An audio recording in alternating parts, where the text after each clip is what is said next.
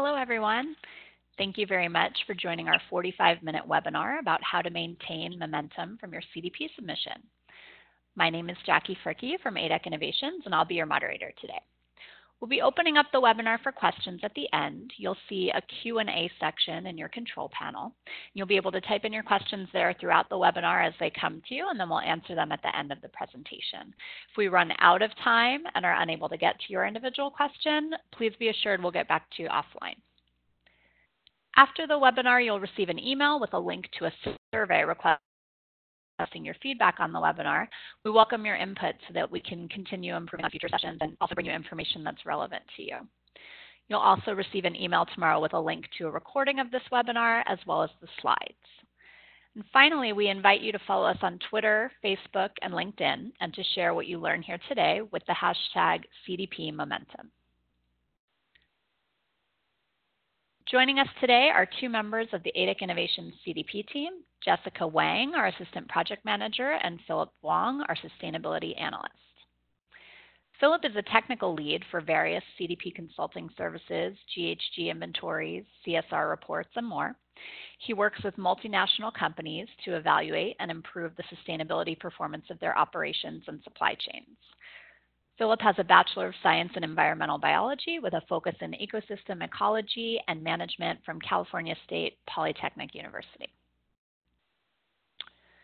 Jessica is the Assistant Project Manager on a variety of CDP consulting services, GHG inventories, CSR reports, and more. She also conducts air quality and GHG analyses for land use developments undergoing the CEQA process. She has a Bachelor of Arts in Media Studies from the University of California, Berkeley. ADEC Innovations has offices on 5 continents with over 5,000 employees.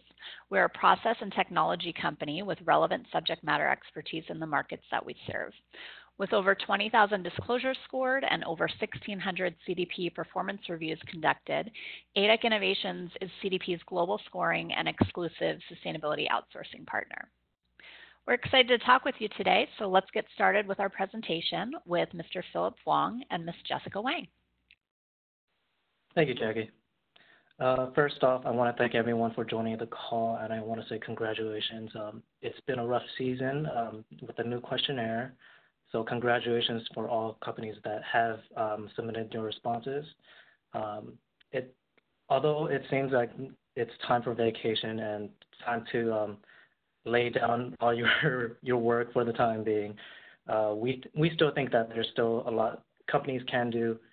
Not only because there's still things that you can look back upon on what can be improved, but we're going to be going over some topics on some items that you should be focusing on in the downtime. So for an overview for this webinar, we're going to be talking about acknowledgments for this past season, tools for success, internal debriefs, data tracking, and internal and external review of your documentation. So first off, we're going to look at acknowledgments. So with the new questionnaire, that's going to bring in new challenges into the mix. There was a new methodology and new questionnaire. So with that brought about new due dates. So these are some things that you should be considering going forward as well. We don't expect to see much changes in the methodology. But knowing that there were revisions this past year, for the next season, you should definitely keep it into your system or fold it into your internal processes in developing your CDP response and just keep up to date with that. And you also want to keep up with due dates in case that they shift. So keep an eye out on your email. CDP should be reaching out with any updates on their end, and also be sure to look at their website every now and then during the season just to make sure that you're not missing any important information. There was also the inclusion of more sector-specific information dependent on which sector you're in. So this is not new news for going forward, that CDP is rolling in new sector-specific questions and questionnaires. So what we did see looking at the CDP website recently is that CDP is folding in a new financial sector specific questionnaire along with a mineral and mining forest questionnaire. So if you're part of those sectors, be sure to look on CDP's website just to see if those questionnaires apply to you. And we want to acknowledge that CDP is well aware of the issues that we're faced with any major updates. There's going to be challenges and learnings. So we've received word that CDP will be reaching out to all respondents with some details on what occurred, and they're also going to be including a feedback link. So if you do have any feedback for them on what happened this past season, do keep an eye out for that email. Moving on to what's in your CDP toolkits. So some of the things we want to talk about are the tools that not only we use, but also tools that other companies that we see that are performing well. They're incorporating all of these tools and then some into their overall CDP process. So first, we want to talk about CDP public resources. So CDP does publish a plethora of documents that help companies in building their CDP responses. So there's going to be a lot of guidance for companies. It's just you have to do the due diligence and go through each one to make sure that you understand each and every single one of them, just to make sure that you're responding to a T on what CDP is requesting. The first one we want to talk about is the methodology. So the methodology is going to be looking at all the criteria that each question is going to be listing out. It's also going to list out the actual point implications. So similar to the different questionnaires, the methodology does update periodically during the season, so do keep an eye out on when changes might happen. So this can happen once a week, once every other week, but definitely keep it into your system and just keep track of these updates. There's also the guidance documents, which are going to be listing out background information to the questionnaires and what data is being requested and why. It also includes question mapping, linking the 2017 questionnaire to the 2018 CDP questionnaire. We're expecting this to be updated slightly in the upcoming season, but do keep an eye out when those are being released as well by going to the CDP website. There's also the 2018 technical note, so this is going to be applying towards more technical questions, more relative to your greenhouse gas emission reporting and also climate-related scenario analysis reporting. It's going to be detailing more technical terms, phrases, and things to consider in your overall response. There's also the weighting document, which you should be aware of. So the weighting document will be kicking in at the management and leadership levels. So each question is going to have its own weight, depending on how much of an emphasis it will be scored on. So be aware of that, just to see if you're adding enough information to the relevant weighted questions. And there's also the 2018 scoring introduction. So if you're curious about how CDP scoring works, definitely take a look at this document here. It's going to be listing out the overall background on the scoring process and what's being looked at and what information is being requested. And finally, if you're an investor company, this is going to be important for you. So there's also the supplier engagement rating documentation, which is going to be introducing the climate-related questionnaire itself. It's the supplier engagement questionnaire, which questions are tied to supplier engagement, and how you would be actually scored for that. Moving on to other CDP resources. we want to talk about CDP's open data portal. So this is a good tool on how CDP culminated everyone's response, not only your companies, but companies all over the world, just to add some clarity as to how your emissions add to the whole picture.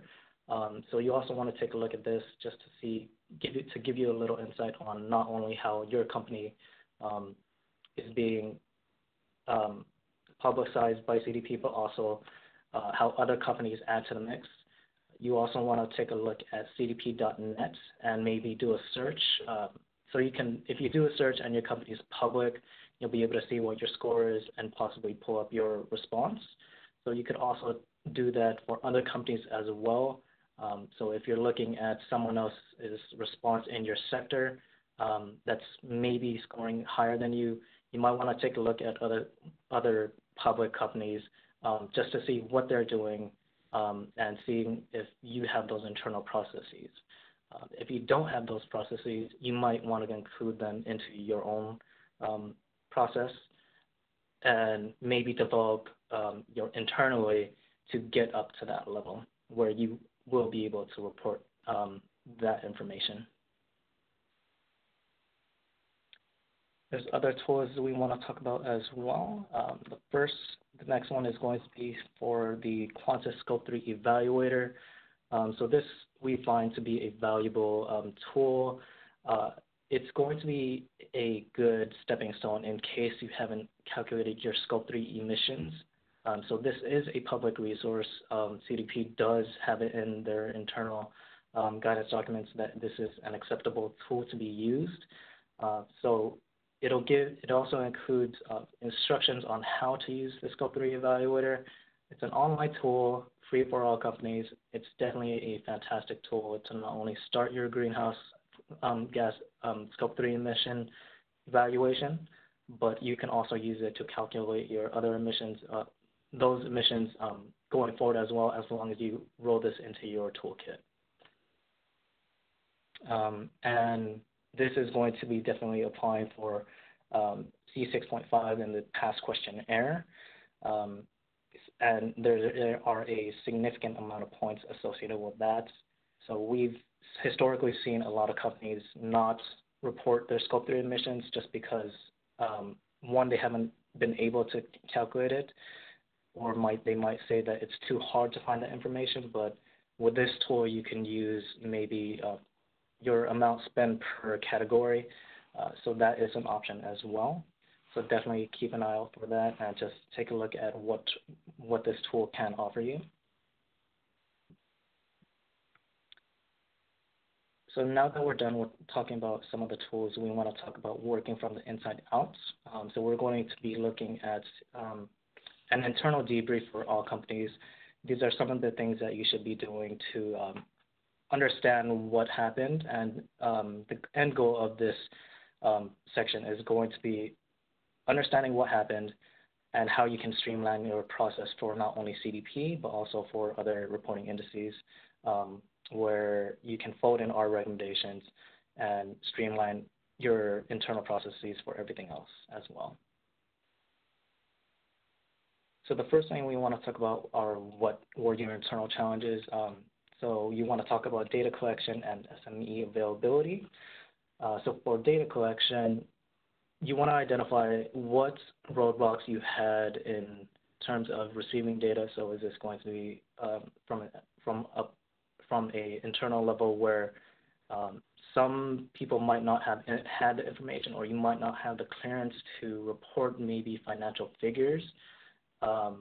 If this is going to be limiting you this year, is it going to be limiting you next year? And you want to identify some possible avenues as to how you might want to reevaluate your actual performance with that. So if you're limited in the information that you can receive, that will actually limit your what you can report, which will limit your overall performance. So just be aware of that. There's also looking at SME availability. So this past year, we did see that because CDP's due dates did shift, we did see that some SMEs weren't available during the reporting season, or because it shifted, they might have had vacation. So this would be a definite impact for data collection, and that would impact your overall response. So if you're not getting the information you need, that will hurt your response overall. You also want to identify some internal timelines and due dates. So excluding CDP reporting, you want to identify what were your internal challenges regarding these items.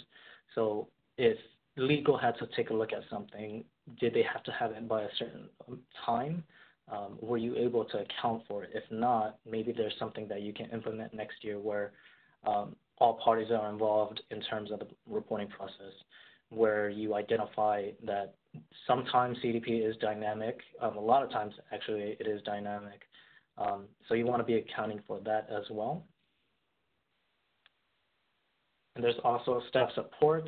So tying back to SME availability, if you don't have the support staff on board that can support you, this might impact your overall reporting. So make sure that you do have the staff support and you're identifying these personnel just to make sure that everyone's accounted for, everyone has their responsibilities.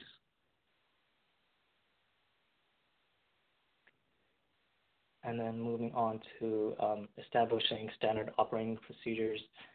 So we see that high-scoring companies do have standard operating procedures when it comes to not only CDP but for other reporting indices. By setting these out, it's very similar to business continuity plans or chain of command documents, where if someone drops off, then someone else is able to take over.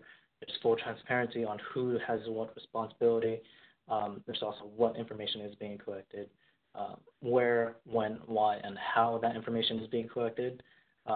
So the goal here is by setting standard operating procedures, you'll be able to understand who has who and where you can find information for your CDP response. Looking into the standard operating procedures is who. So if you're able to create these SOPs, you might want to point out the key point of contact, which is going to be the subject matter experts. So this person needs to be identified, and pretty much all their responsibilities are listed out. And you also want to include key support people for the SME. So if you're able to list out these personnel, this will not only help you, but help whoever takes over in the case where maybe if you're the key person reporting to CDP, they can take over in the instance where you have to drop off or if you have to go away for a bit. But the main goal of the standard operating procedure is, once again, to understand where and everything is and how everything works. So listing out these key personnel is going to be very vital. And this also ties back to your CDP response as well. This is going to be listed. You can include this in some of your governance questions, looking at your internal systems, where it asks for who's responsible for climate-related issues. You could list out these key point of contacts and provide those details as well. The next thing we want to talk about in writing out these SOPs is determining what information is being needed. So you're going to want to ask the right question and asking for and assigning specific questions to your SMEs. So if you're sending a question to your SME or a data request to that SME, if you're not asking the right questions where they understand it or where they don't even know that there's an SOP, you might not receive the information that you actually need. So you might want to maybe fold in some information relative to setting up meetings in the instance where RFI is being sent out, where you can be on the same page and you're receiving that exact question.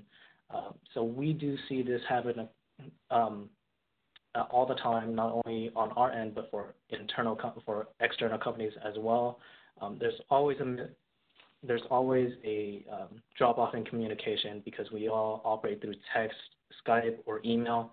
But just to make sure things are clear, write it out in SOP and just get on the phone just to make sure that everything that you're asking is being understood so you get the information you actually need. So with that, we are going to move on to data tracking, which I will be handing over to Jessica Wang. Thank you, Philip. So another way to maintain momentum from your CDP submission is focused on data tracking, so getting the information you need. What are you currently using to collect the response inputs or emissions data that you currently have? How are you ensuring that the data you have is aligned across all questionnaires and reporting standards that you are reporting to? So this slide is going to be focused on what items you'll use to track your data. So there are many tools that you can use to track your data. One of the tools that we use here is called Metrics Track. So what Metrics Track is a one-stop shop sourcing document that helps you track all your greenhouse gas inventory data, so scope 1, 2, and 3 emissions. It's a convenient way to track all your data, and you can populate calculations, and it'll help determine what the year-on-year changes in your emissions data is like, and you can compare it. It also includes other calculations. It populates in emission factors and has other great analysis tools to be used. So this tool can be useful especially when you're applying for science-based targets, since one of the requirements of science-based targets is that you must continue to monitor the progress of your targets. Now, another standard operating procedure is where. Where can you find the information that you'll need? Are they currently publicly disclosed? Are you even authorized to disclose information? So we recommend that when you're starting to track your data, talk to the various departments in your company, determine what your company is comfortable with disclosing so that as you proceed forward with populating your questionnaire, that you understand and know what information you'll need to ask. Understand where your resources are.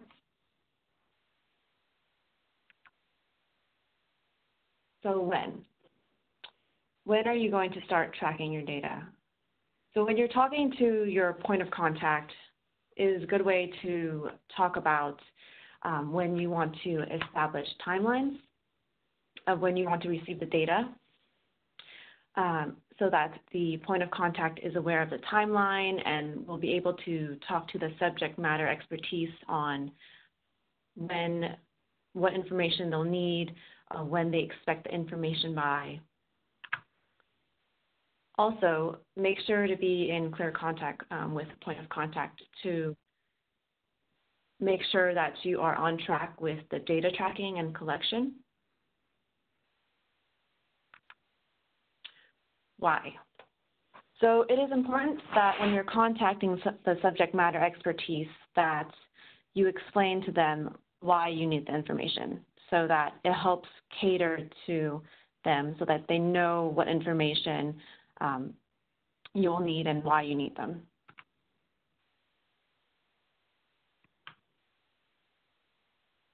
So the next section is post and pre-CDP season, the internal and external review. As you're drafting your CDP response, it's important to internally identify the gaps of information you have in your questionnaire. So what we recommend here is, first, that your company goes through an internal independent review process. So have your team go through the methodology and review the guidance so that as you're crafting the responses, you understand what information is needed and how you should respond to the questions.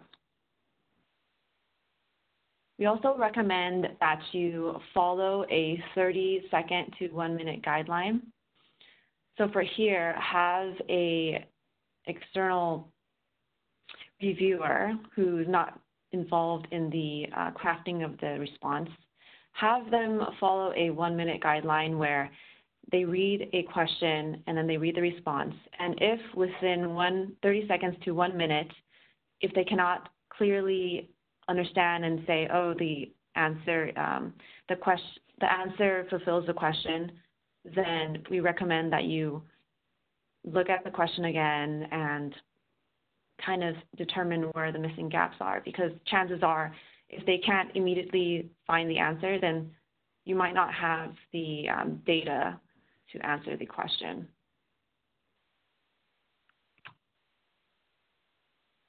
So this section focuses on the common pitfalls. So during the CDP season, Philip and I have assisted with many clients in their scoring assessments. And oftentimes, one of the biggest pitfalls that we see are that companies leave a lot of blanks. And this is when there's a question that the company might believe is not relevant to their business, so they go ahead and move on and skip the question. So what we recommend that companies do is, instead of leaving items blank, to either, if it's a qualitative text box, then respond and say that the question is not relevant to your company and explain why it is not relevant.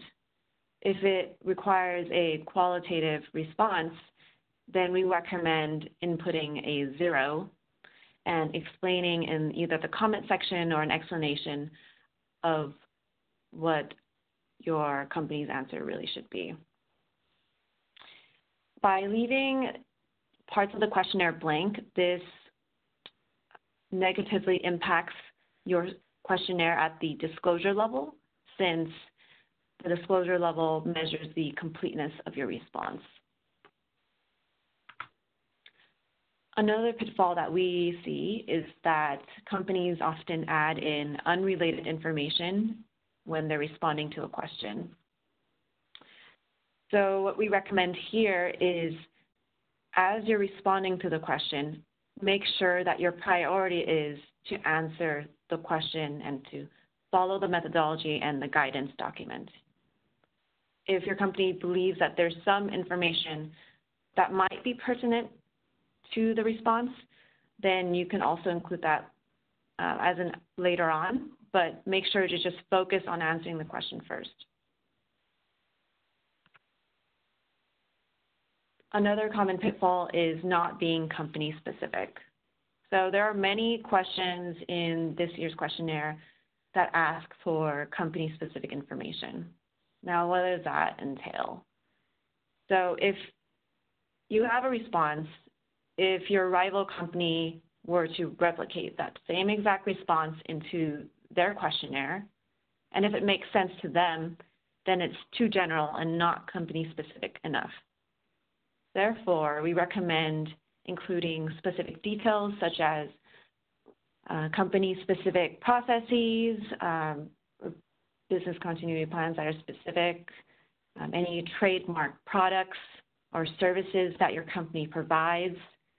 If you're a supply chain company that manufactures generic name products, then we recommend you can include some quantitative data such as the amount of products you manufacture at specific named facilities.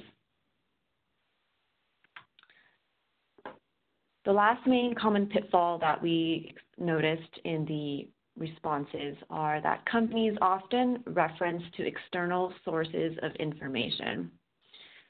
So when a CDP trained scorer, when they go through a company's response, they are trained to strictly look at the methodology and the question that they are reviewing. Unless the methodology specifically states to refer to another question, the scorers will not do that. Therefore, if the response says, oh, please see C2.1 for this information, they won't do that. we recommend that you include whatever pertinent information you have to include it in the response itself.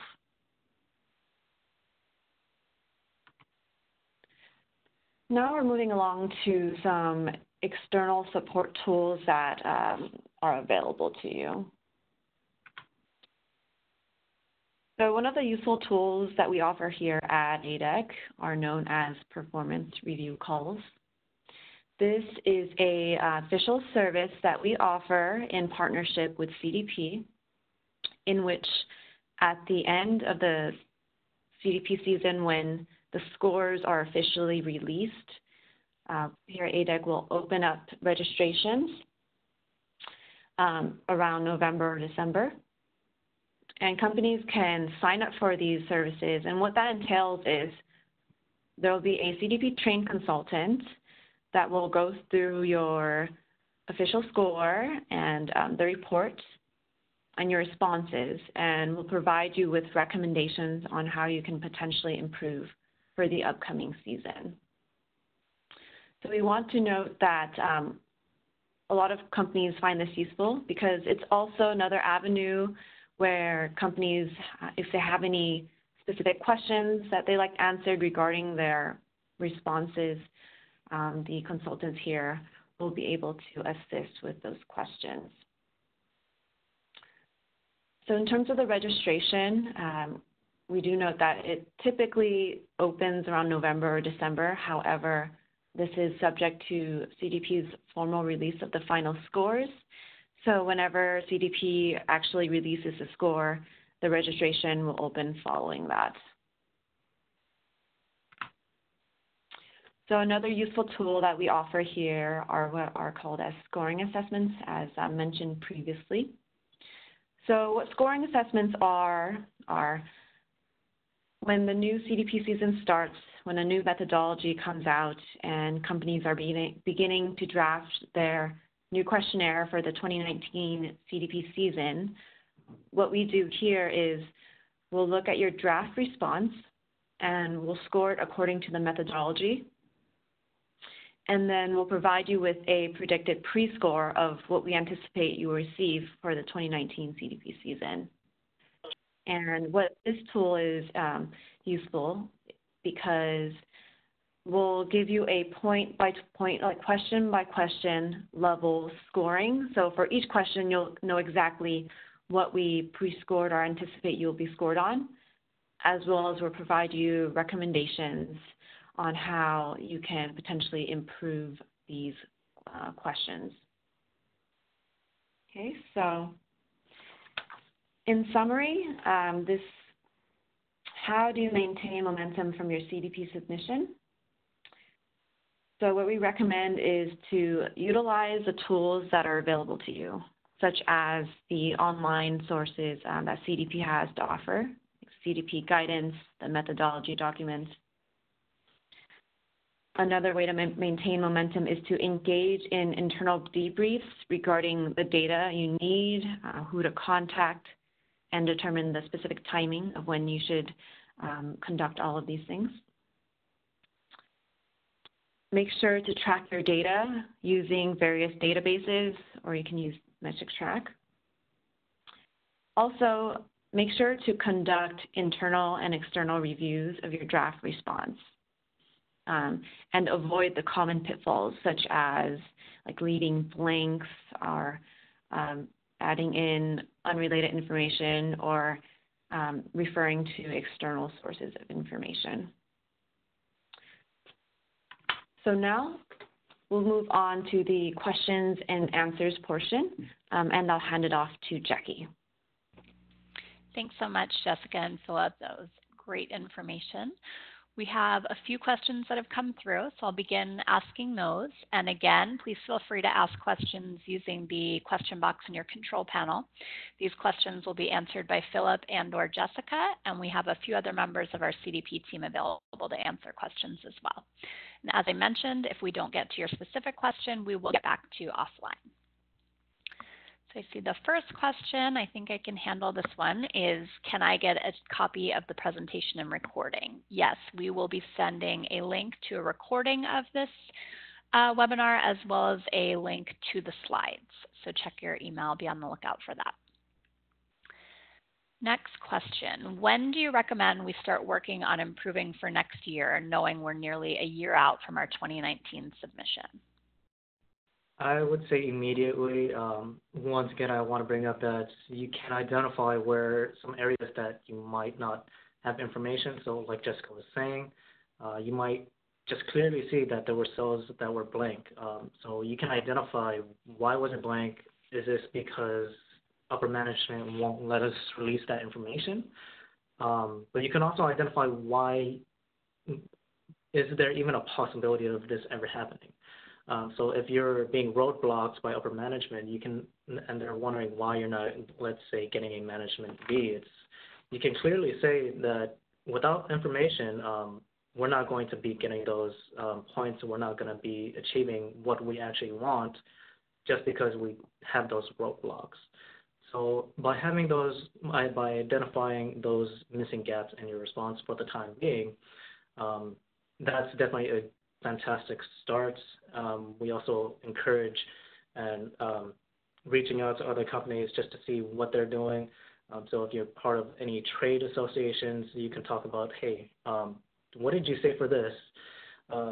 You can talk to your colleagues in your sector just to determine if there's anything new that they added, if there's anything that they're stuck with. Maybe you can also reach out to them and just collaborate. So CDP is a collaborative effort. So your effort is going to be adding to the process overall. Great, thank you. Do you expect significant updates to the CDP questionnaire in 2019, similar to the extent that we saw this year? We are not expecting major updates. If anything, it'll be some minor changes, not major, minor changes to some criteria. There might be new questions, obviously, because it's released by CDP. We're not sure about whether or not there's going to be major changes, but we are not anticipating significant ones. The only significant changes that we're going to be expecting is more releases of sector-specific questionnaires. So be on the lookout for that. So CDP does have a consultation website. They did release a sector-specific questionnaire consultation document for the financial sector, and a forest-related one relative to the mining and mining sector. So if you're part of those sectors, be sure to take a look at the website. And over time, we do see that CDP is going to be releasing more sector-specific questionnaires. So just be aware of that as well. Great. Next question. We completed the shorter CDP questionnaire this year. Are there limits on the score we can achieve because we completed the shorter one? Not that I'm aware of, but from my perspective, it's going to be based on a separate methodology. So there is a SME version of the methodology. So just be aware of that. But pretty much all the same principles do apply. So you should be using all of CDP's resources, even though you're an SME. The questionnaire is slightly shorter. All our recommendations do apply to you as well. Great. Will we be able to compare 2018 scores to the previous year's score after the significant changes, or is 2018 a new base year of sorts? 2018 is going to be actually a new base, if anything. It'd be quite difficult to compare 2018 to 2017, but you can understand that because the questionnaire did shift in terms of numbering. So previously in 2017, the risk and ops were in 5.1 and 6.1, but for 2018, it's 2.3A and 2.4A. So the questions are going to be mismatched throughout the entire document. so it'd be very difficult to compare your actual responses. But if you do want to do this internally, you can also look at the CDP mapping documents where it shows that where 2017 questionnaire questions are tied to 2018. So you do have that tool to your for your toolkit as well. But going forward, because 2018 is its own standalone document, it wouldn't make much sense to compare 2018 to 2017, just because it'd be very difficult to do so. So looking at 2018 to 2019, though, I don't expect to see much differences. So once 2019 is over, it'll be something that you can look side by side, where things are much more clearer. Great. Next question. There were many questions we didn't feel comfortable with answering this year related to risks and financials. How do you suggest we deal with these questions in the future? Do we continue to lose points each year? So what I recommend is there's multiple ways you can go about it. If you can provide some information regarding your risk and ops, but what I noticed is a lot of companies are uncomfortable with disclosing like your financial information, financial impacts.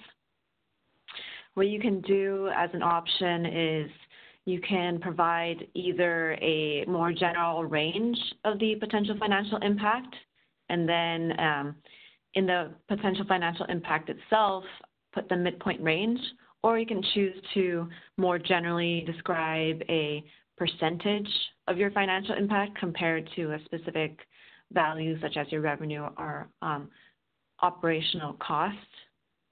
Another route that you can go through is you can talk about how you may not have a documented process for your risk and ops, and be sure to explain clearly why you're choosing not to disclose this. It might be that your company has determined that the risk and opportunities that you have determined may not play a substantive impact to your business.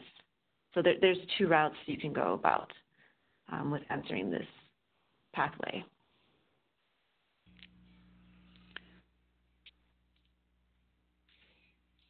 Great. So I think we have time for one more question. Again, if you have other questions you want to ask, please put those in the box and we'll get back to you offline. Seems our company stakeholders won't make this a priority until the deadline's rapidly approaching. Can you provide any tips for engaging them sooner and creating a sense of urgency? Right. So like I was saying earlier, and Jessica was saying, let's say if you're not able to provide those figures for the cells that need financial data, just because legal won't allow it, or maybe your stakeholders aren't allowing it, but they want to see your score improve, you can tell them straight out, if we're not releasing this data, if we're limiting our actual responses and we're not being direct with what we're saying, then they can't expect to see significant improvements. So let's say if you're at Disclosure D and you want to reach Leadership A, it's going to be extremely difficult to do so. We've worked with companies and we've seen them go from Disclosure D all the way up to Leadership A, but you need the buy-in from those stakeholders or those upper management people just to release that information. So you need to work out some systems on how you might be able to do that over time. If it's not the right time right now, when can you do it? What steps are you taking to get to that level? And you just want to determine these items over time. So unfortunately, it might take a couple of years to do so, but like any other CSR reporting system, it does take time, especially if it's all coming from internal systems. So we do encourage to reach out to external parties just to see what their input is on, and just to see where you can also where you can improve. So with that, we also do have other webinars that you might be able to utilize just to see where we just recently did a webinar a couple months ago on the new questionnaire. So that is going to be giving you some insight on how you should be responding. And there's also some white papers you want to take a look at as well. Great, thank you so much. We've had some more questions come in. Unfortunately, we're at the close of time for this webinar. Please rest assured every question will be answered. You'll receive an email or a telephone call from one of our ADEC Innovations CDP experts to answer your question. We hope that you found today's session valuable. As we mentioned, you'll receive a recording of the webinar, so please feel free to pass that along to your colleagues and revisit it yourself. I'd also like to remind everyone that we welcome you to share what you've learned today on social media using the hashtag CDP Momentum. As we close, I want to thank Philip and Jessica and everyone who attended. If you're looking for help leveraging this year's submission for improved performance over the course of the next year, please contact us for more information. Thank you so much for your time and have a great rest of your day.